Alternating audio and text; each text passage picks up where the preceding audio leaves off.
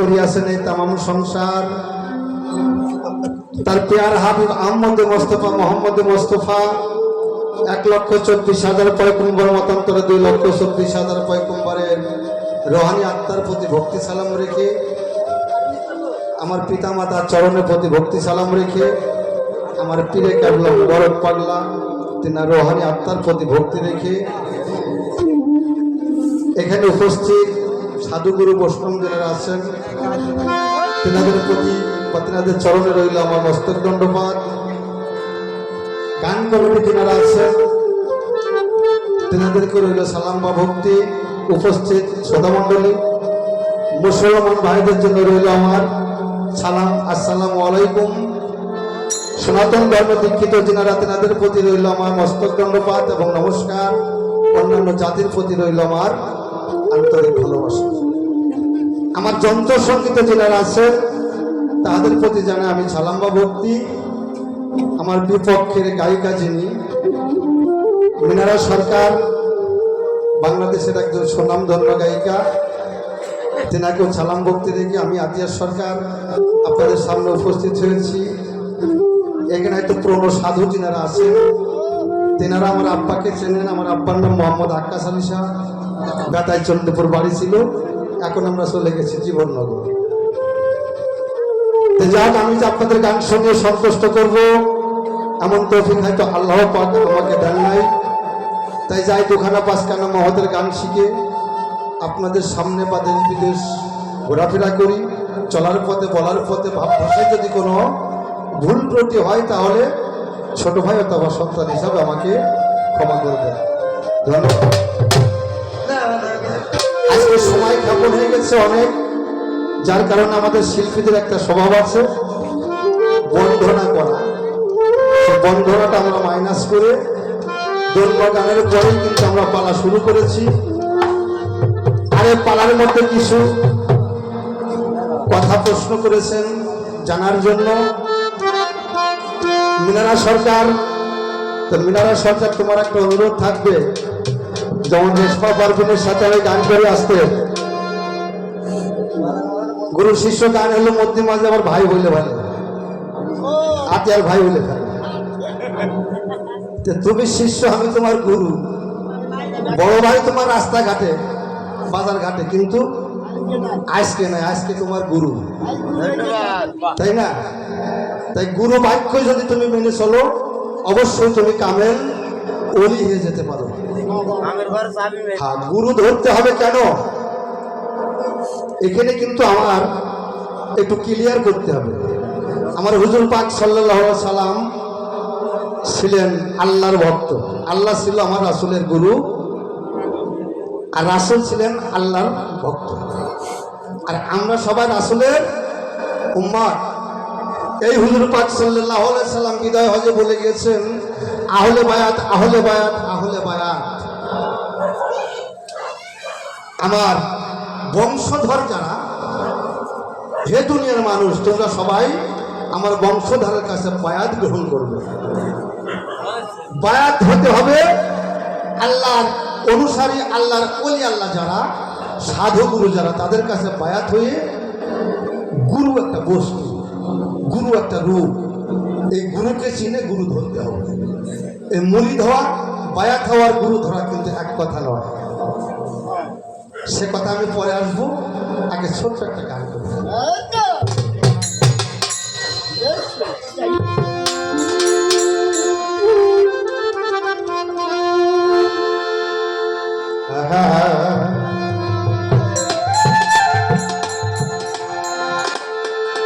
দয়া করে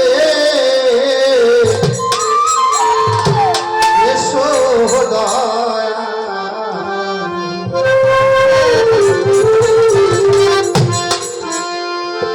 এসো ধীরে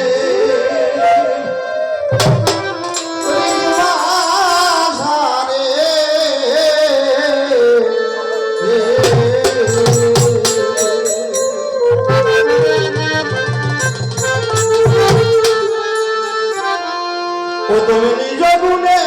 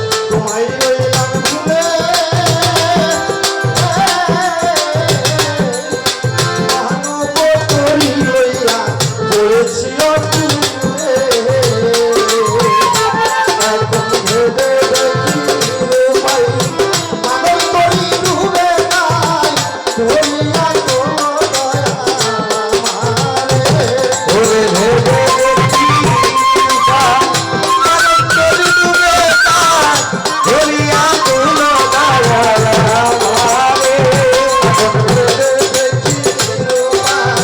মানব তরি ডুবে নাই ধরিয়া তোলো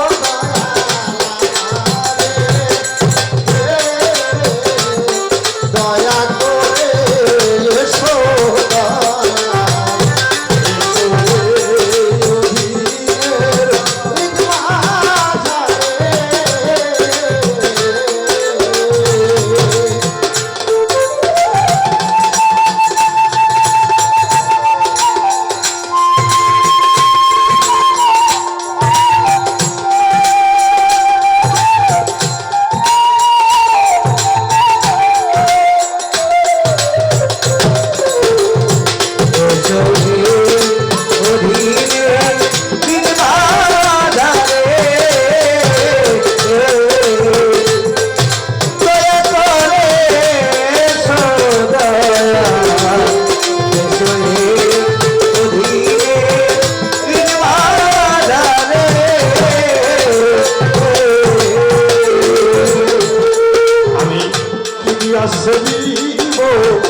তোমার চরণ